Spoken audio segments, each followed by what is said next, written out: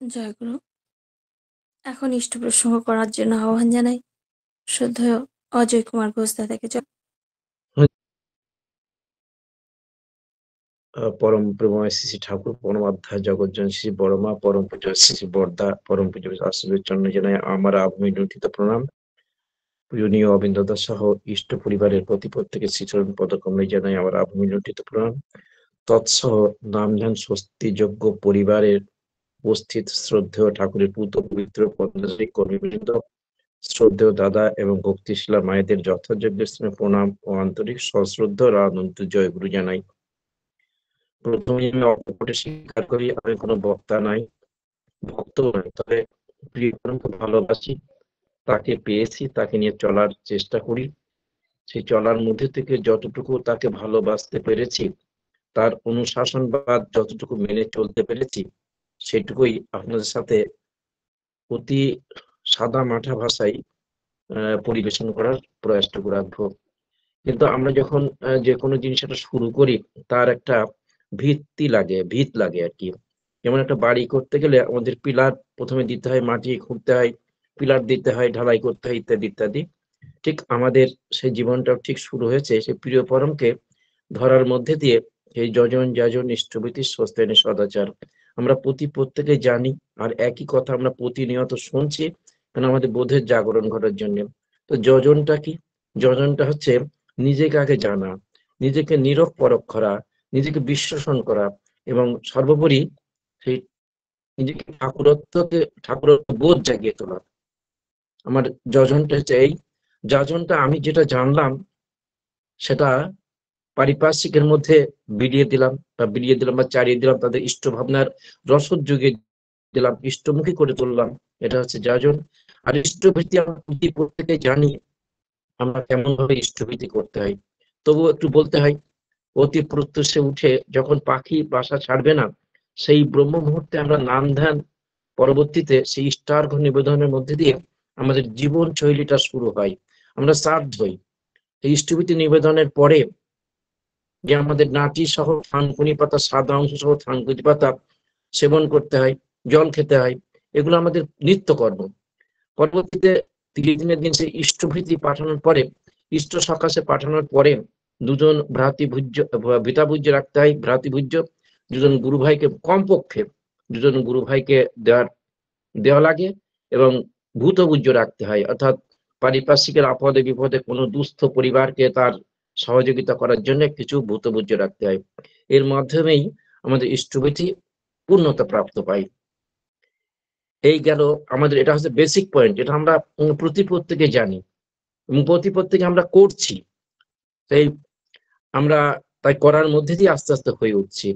তাই আমাদের সেই হয়ে ওঠার মধ্যে দিয়ে যে আমরা যেন একটা গাছ লাগালে যদি একটা মাটিকে কর্ষণ করে সুন্দরভাবে তাকে জল দিয়ে তাকে বলে, আমাদের গ্রাম বাংলার দিকে বলে, বা উপযুক্ত পরিবেশ যখন তৈরি হয়, তখন সেটা একটা বীজ বপন করতে হয়। সেই বীজ বপন করলে সেটা কিন্তু আস্তে আস্তে চারা তৈরি হয়। চারা তৈরি, তাকে পরিচর্যা করতে হয়, তাকে আগাছাগুলো পরিষ্কার করে দিতে হয়, এবং সেখানে জল, সার এবং বিভিন্ন কেমিক্যাল প্রয়োগ করে সেই গাছটার বর্ধন ঘটে, এবং আস্তে আস্তে সে ফুলে ফলে পরিপূর্ণতা হয় এবং আমার সেই ফল পাই। তা আমরা যারা তাকে পেয়েছি, আমরা যখন যাজন ইষ্টভীতি এগুলো সঠিকভাবে যদি পরিপালন করতে পারি, তাহলে আমরা ফল পাবো কি পাবোই। প্রিয় পরম তার আলোচনা প্রসঙ্গে এক জায়গায় বলছেন যে ঠিকমতো যে ইষ্টভীতি করে, সকাল নাম ধ্যান এবং ইষ্টভীতি ঠিকমতো নিবেদন করে এবং সকালে বিকালে যদি ঠিকমতো প্রার্থনা করে, তাহলে তার অকাল মৃত্যু ঘটায় একটু অসুবিধা আছে। তাই এত বড় গ্যারান্টি আমরা প্রত্যেকে পেয়েছি, তাই আমাদের করা লাগে। না করে যে পেতে চায়, দুঃখ তার পিছে দেয়। তাই আমাদের করতে হবে অনুশাসন বা মেনে চলে, যে যতটুকু পালন করবো সে ততটুকু তার ফল পাবো, রেজাল্ট পাবো। তা এই যে নাম ধ্যান স্বস্তি মহাযজ্ঞ এখানে কি জন্য হচ্ছে, আমরা প্রত্যেক একত্রিত আমাদের কেন্দ্রীয়িত চলনের মধ্যে দিয়ে যেন আমরা প্রিয় পরমকে ভালোবাসি, এই ভালোবাসার মধ্যে দিয়েই কিন্তু তার আস্তে আস্তে করে হয়ে উঠছি। তাই প্রিয় পরম তার ভাববাণীতে বলছেন, সরল মন, মধুর বচন আর বুক ভরা প্রেম, এ তিনটি মুক্তির উপায়। আমি নিজে ব্যক্তিগত হিসেবে বলছি, আমার সরল মনও নেই, আর বুক ভরা প্রেমও নেই, ভক্তিও নেই, কিচ্ছু নেই, কিন্তু ওই তাকে ভালোবেসে একটু একটু করে শেখার চেষ্টা করছি, যেটা আমাদের জীবনের ওতপ্রোত ভাবে জড়িত। এগুলো যদি আমাদের রক্তে মাংসের সাথে মিশিয়ে নিতে পারি ওতপ্রোত ভাবে, তাহলে কিন্তু আমরা তার দয়া কৃপা এগুলো পাবোই। তাই আমি বাঁচলে হবে না, আমার পরিবার পরিজন এবং পারিপার্শ্বিকের মধ্যে বাঁচিয়ে তুলতে হবে, সেই ইষ্ট ভাবনার রসদ তাদের মধ্যে বিতরণ করতে হবে। আর কি আছে, আর কি বলেছেন, ইষ্ট প্রতিষ্ঠা, আত্মপ্রতিষ্ঠা নয়। চারিদিকে সব দেখছি যে তারা নিজেকে আত্মপ্রতিষ্ঠা করার জন্য ব্যস্ত হয়ে পড়েছে, কিন্তু সেটা চাননি আমার প্রিয় পরম। ইষ্টকে প্রতিষ্ঠা করতে হবে, ইষ্টকে পরিবার পরিবেশ এবং পারিপার্শ্বিকের মধ্যে বিতরণ করে মধ্যে দিয়ে আমাদের বোধের জাগরণ ঘটে, আমাদের জীবন সত্তার, আমাদের বিবেক বোধ চৈতন্যের জাগরণ ঘটে, এবং আমাদের সেই ইষ্ট ভাবনার মনের চলনা দিয়েই আমাদের মনুষ্যত্বের বিকাশ ঘটে, আমরা প্রকৃত মানুষ তৈরি হতে পারি। তাই তিনি মানুষ গড়ার কারিগর, ম্যান মেকিং ইনস্টিটিউশন, আর আমাদেরকে বলেছেন ফিশার অফ ম্যান তৈরি হতে। আমাদের সেই এর মধ্যে দিয়ে কি হয়, আমরা আস্তে আস্তে সলিডত্ব প্রাপ্ত হই। যেহেতু এটা নাম ধ্যানের লিঙ্ক, তাই আমি একটা কোটেশন দিয়ে এখানে একটা কথা বলছি। অনেকেই জানবেন, শুনেছেন, অনেক দাদারাই পড়েছেন। পরম পূজ্যপাদ শ্রী দাদা একটি সময় বলেছিলেন 13-10-2016 ঋত্বিক কনফারেন্সে বলেছিলেন আর কি এই নাম ধ্যান সম্পর্কে। আমি সেই অংশটুকু একটু পাঠ করছি। নিষ্ঠার সঙ্গে নাম ধ্যান করলে নিজের ক্ষমতা বাড়ে, একাগ্র হয়ে নাম ধ্যান করলে লক্ষ্যে স্থির থাকার ক্ষমতা বাড়ে, তার প্রতিষ্ঠা করাই প্রত্যেক মানুষের মুক্তির একমাত্র পথ। ইষ্ট মানে মঙ্গল কল্যাণ, যাকে পেলে মানুষের দুঃখ থাকে না, জরা ব্যাধি মৃত্যু ভয় থাকে না, কোনো বন্ধন থাকে না, সেই মুক্তির পথ তিনি। তাকে প্রতিষ্ঠা করলে আমার ভববন্ধন মুক্তি হবে।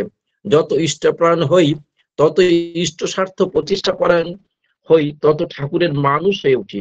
ফাঁকি দিয়ে দিতে নেই, করেন, হয়ে ওঠেন, সবাইকে করান, হওয়ান, এই হচ্ছে সাধনা। তাহলে আমরা এই অংশটুকুর মধ্যে দিয়ে কি জানলাম, যে আমাদেরকে করতে হবে, আর এটাই আমাদের সাধনা। করতে হবে, হতে হবে এবং হয়ে উঠতে হবে।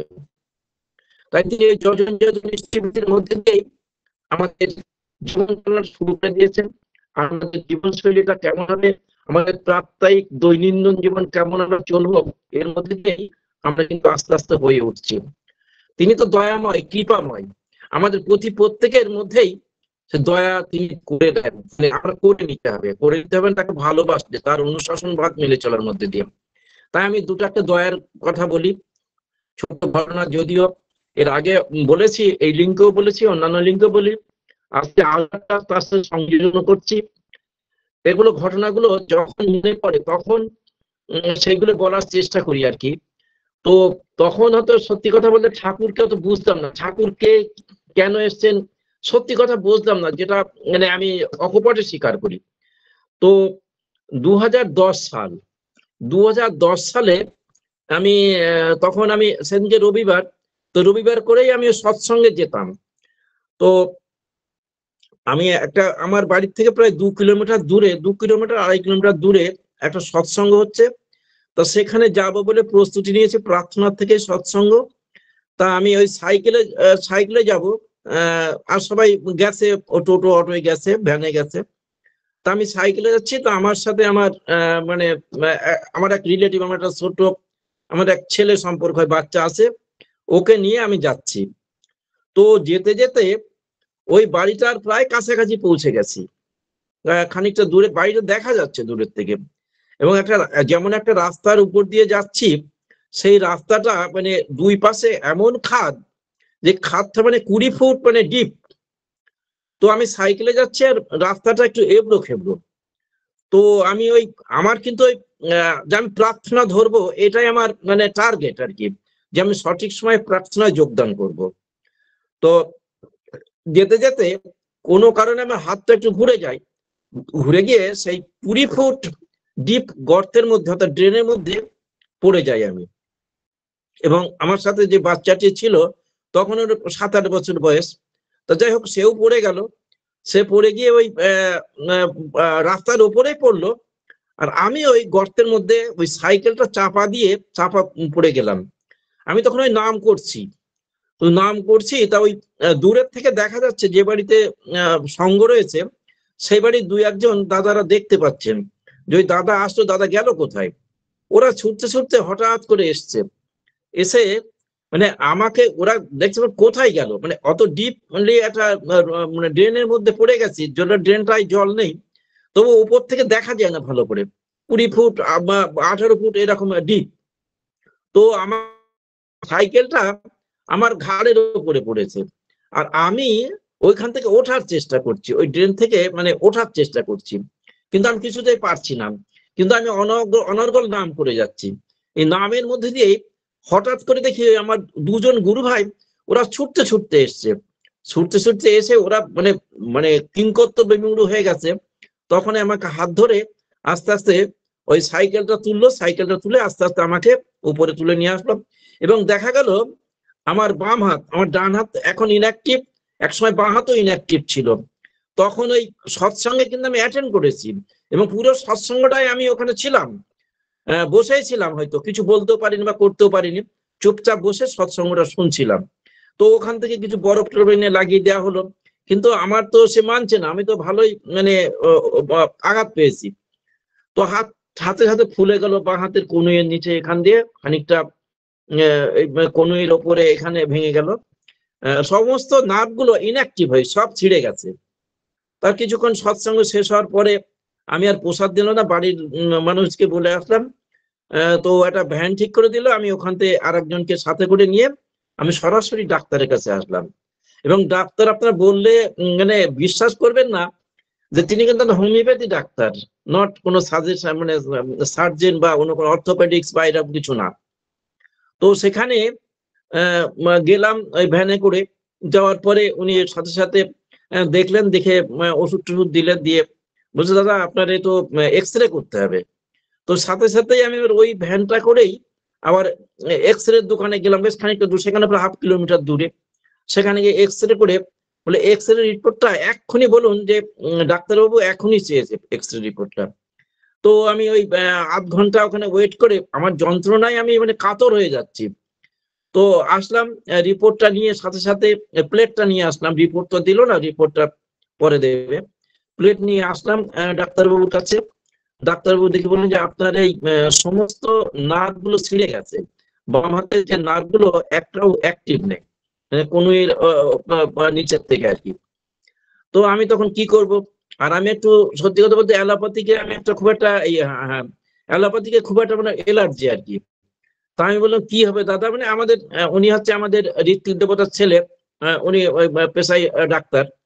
তো আমি বললাম দাদা কি হবে, তো বলছে, কি হবে এখন অ্যালোপ্যাথি ডাক্তার দেখাতে হবে। আমি বলছি না, আপনি যে ট্রিটমেন্ট করবেন সেটাতেই আমার হবে। তো উনি বলছে তাহলে আপনি যদি বিশ্বাস হয় তাহলে আপনি হ্যাঁ ঠিক আপনার ট্রিটমেন্ট করব। তারপরে দেখা গেল ওই এক্স রে রিপোর্ট দেখে নার্ভ গুলো ইনঅ্যাক্টিভ। তখন উনি ওই কি করলেন, ওইটা একটা ক্রেপ ব্যান্ডেজ বেঁধে দিয়ে ওই ওষুধ প্রয়োগ, মানে ওই ওই আমি 10টা পর্যন্ত ওখানে ছিলাম, রাত 10টা পর্যন্ত ওই ঘুরিয়ে ফিরিয়ে ওষুধ দেওয়ার পরে 10টায় আমাকে, এবার আমি বাড়ি চলে আসলাম, ওই একটা ভ্যান ধরে বাড়ি আসলাম। বাড়ি এসে আমার তো তখন আমি কর্মরত একটা ব্রাঞ্চ সাব পোস্ট অফিসে।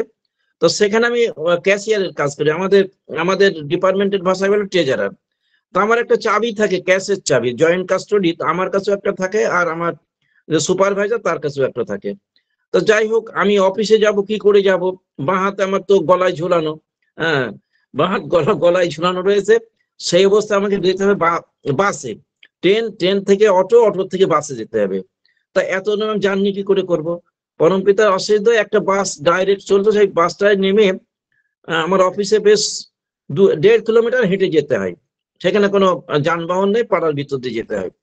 তো আমি এক হাত দিয়েই ওই ডান হাতটাই অ্যাপ্লাই করে আমি ওই এক হাত দিয়েই অফিসে গেছি, এবং দীর্ঘ 1 মাস ধরে ওই এক হাত দিয়েই অফিস করেছি। তো সবাই বলে যে তুমি এক হাত দিয়ে পারবে, কোন রকমে ওই ডান হাত দিয়ে আমার তো কাউন্টারে কাজ করতে হতো, এবং টাকা কাউন্টিং করতে হতো, যাই হোক অনেকে সহযোগিতা করেছিল। সে এইভাবে যে দয়া, সত্যি তারপরে আমার আমার কোনো কিছু হয়নি, আমার কিন্তু বাঁ হাত এখন মানে পুরোপুরি সচল, কোনো সমস্যা হয়নি।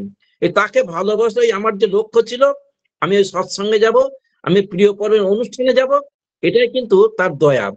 তখন যে নাম চলছিল, এই নামের মহৎ গুণে আমার যে সেখান থেকে আমি রেহাই পেয়ে গেলাম, পরিত্রাণ পেয়ে গেলাম, এটা একটা আমার দয়া।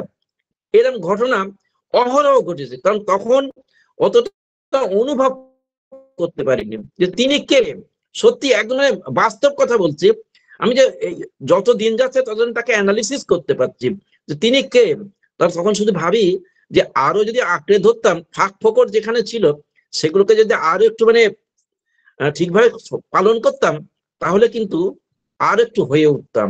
এই যে ছোট্ট দয়া, আমি এই ছোট্ট দয়ার কথা একটাই বললাম, আরো এরকম দয়া যা আছে অহরহ ঘটে চলেছে।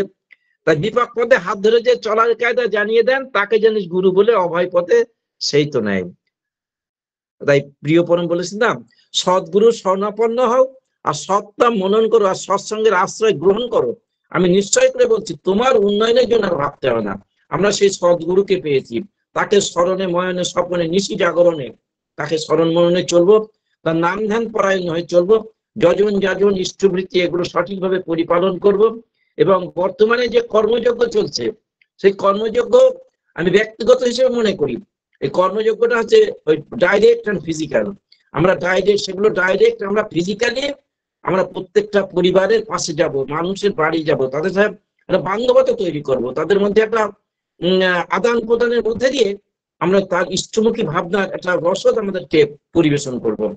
পরম পূজ্যপাদ শ্রী আচার্য বলছেন যে আমরা যেগুলো করি, আমরা ইষ্টভীতি করি, আমরা এই যে যাজন করি, যারা ঋত্বিক দেবতা আছেন তারা দীক্ষা দেন যাজন করে, আমরা এমনি যারা সাধারণ কর্মী তার মানুষের ঠাকুরের কথা বলি, সব অনেক কিছু করি, এইসব অনেক কিছু করি, ঠাকুর বাড়ি যাই। তা পরম পূজ্যপাদ আসলে একজনকে প্রশ্ন করেছেন, জিজ্ঞাসা করেছেন, তা তুমি এগুলো ইষ্টকর্ম না তো, এগুলো তোমার নিজের বাঁচার জন্য।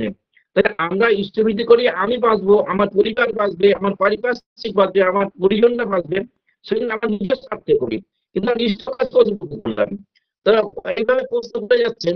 এই মুখে শোনা একটা ঘটনা বলছেন যে ওইভাবে প্রশ্ন করে যাচ্ছেন, কিন্তু তিনি কিন্তু বিশিষ্ট করবেন, তিনি প্রচুর দীক্ষা দেন।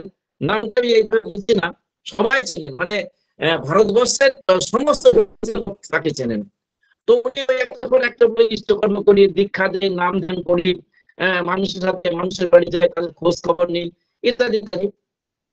তো ওই পরবর্তীতে আসলে নিজেই বললেন, ওই যে ইষ্টকর্ম কোনটা জানেন? ইষ্টকর্ম হচ্ছে আপনি যখন বাজারে যাচ্ছেন, সবজি কিনছেন, সেই সবজিওয়ালার সাথে যে ব্যবহার করবেন, ওই টোটোওয়ালার সাথে যা ব্যবহার করবেন, ভ্যানওয়ালার সাথে যা ব্যবহার করবেন, সেটা হচ্ছে ইষ্টকর্ম। ওই সবজিওয়ালা পরের দিন দেখলে আপনাকে দেখে সবজি দেবে, আর ওই সবজিওয়ালা বাড়িতে যে তার পরিবারকে গল্প করবে, জানো তো আজকে দাদা এসেছিল সবজি কিনতে, এত অমায়িক ব্যবহার, তো পরবর্তীতে আপনাকে ডেকে ডেকে দেবে। এই যে আমরা ইষ্টকর্ম এইটাই যে আমি মানুষকে কতটুকু ভালোবাসতে পারলাম, আমাদের কোনো অহংকার থাকবে না। আমি প্রিয় পরমের সন্তান, অর্থাৎ আমার অহংকার থাকবে একমাত্র প্রিয় পরমই আমার অহংকার। তাই আমরা সেই আমাদের ইষ্টি ছাড়া যা চলন চুক্রমিতে তার মরণ, তাই আমাদের ইষ্টকে চলতে হবে।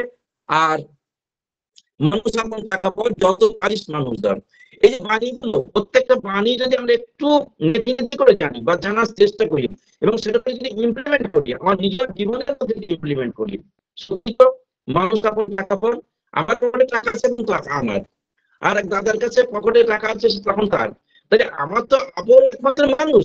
কিন্তু এই যে একটা লিঙ্ক চলছে, এতগুলি পরিবার, 100টি পরিবার যুক্ত হয়েছে, এই মানুষকে একত্রিত করা, এই যে তাকে ভালোবেসে, এই মানুষগুলোই কিন্তু আমাদের প্রিয় কর্মের সন্তান। এবং এটা হচ্ছে সম্পদ।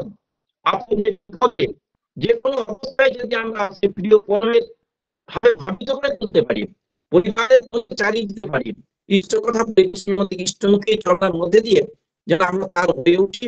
তাই আমরা যে কর্মযোগ্য চলছে, আমার পরম আচার্য পূজনীয় অভিজ্ঞতা সহ ইষ্ট পরিবারের প্রতি প্রত্যেকের মুখে হাসি ফোটাতে পারবো, আর তাদেরকে মুখে হাসি ফোটাতে পারলেই আমরা সেই প্রিয় পরমের মুখেও হাসি ফোটাতে পারবো। কারণ তিনি তো নির্মাণ, তার বসা সমস্ত কিছুর মধ্যে তিনি প্রিয় কর্মকে বিতরণ করছে পরম কৃপার আশ্রয়ের মধ্যে, প্রত্যেকটা ধূলিকণার মধ্যে, প্রত্যেকটা সত্তার মধ্যে তিনি বিরাজ করছেন। তার ওঠা, তার চলা, তার বলা, তার করা, কিভাবে তিনি হাসছেন, কিভাবে তিনি হাত নাড়ছেন, কিভাবে তিনি প্রশ্নের সমাধান করছেন, বিভিন্ন প্রশ্নের সমাধান করছেন, এইগুলোই দেখার জন্য, শোনার জন্য, বোঝার জন্য, অনুধাবন করার জন্য আমরা প্রিয় পরমের শ্রীধাম দেওঘরে যাই তার পরশ পেতে। প্রত্যেকে খুব ভালো থাকবেন, আনন্দে থাকবেন। আমার এই নির্ধারিত সময়ের মধ্যে দিয়ে কি বললাম আমি জানি না, পরবর্তীতে আবার আরো ঘটনা আছে, সেগুলো পরবর্তী সময় সুযোগ হলে আপনার সাথে শেয়ার করব। আর যদি কিছু ভালো বলে থাকি সেটা আমার প্রিয় পরমের কথা, আর যদি আপনাদের যেগুলো অপাঙ্ক্তীয় মনে হবে সেগুলো আমার কথা। সকলে খুব ভালো থাকবেন, আনন্দে থাকবেন, প্রিয় পরম খুব খুব করে ভালোবাসবেন। এখন তো তুমি আর আমি, তিনি আর আমি ছাড়া আর কেউ নেই। অতীতেও তিনি ছিলেন, বর্তমানেও তিনি আছেন, এবং যখন আমরা এই এই ধাম থেকে সেটা পরধামে চলে যাব, দয়াল ধামে যাব, তখন কিন্তু দয়াল অধীর আগ্রহে অপেক্ষা করছিল আমাদের জন্য। কেউ নাই, কিছু নাই, তুমি আর আমি, তুমি প্রভু আমি দাস, হেরা দাস স্বামী। একমাত্র তুমি আর আমি, তিনি আর আমি, আমার পরিবার পরিজন কেউ যাবে না আমার সাথে, কিন্তু তিনি থাকবেন, তিনি যাবেন। সকলে খুব ভালো থাকবেন, আনন্দে থাকবেন, অনেক অনেক ভালোবাসবেন প্রিয় পরমকে। জয় গুরু। জয় গুরু, জয় গুরু। আমার শ্রদ্ধেয় অজয় ঘোষদা খুব সুন্দর করে আলোচনা করলেন যে নিজের জীবনকে সুরক্ষিত রাখার জন্যই আমাদের গুরু ধরা লাগে। তার দেওয়া বিধিবিধানগুলো যে মেনে চলতে হয়, এবং যজন যাজন ইষ্টভীতি ঠিক মতন করলে এবং দুবেলা প্রার্থনা করলে অকাল মৃত্যু নিরোধ হয়। আত্মপ্রতিষ্ঠা নয়, ইষ্ট প্রতিষ্ঠাই একমাত্র আমাদের উদ্দেশ্য। আর নিষ্ঠা নিয়ে নাম ধ্যান করলে ভববন্ধন মুক্তি হওয়া যায়। কৃপা পেতে হলে করতে হবে, এবং তিনি যে করেছেন এবং তার যে দয়া পেয়েছেন তার দয়ার কথাও আমরা শুনলাম।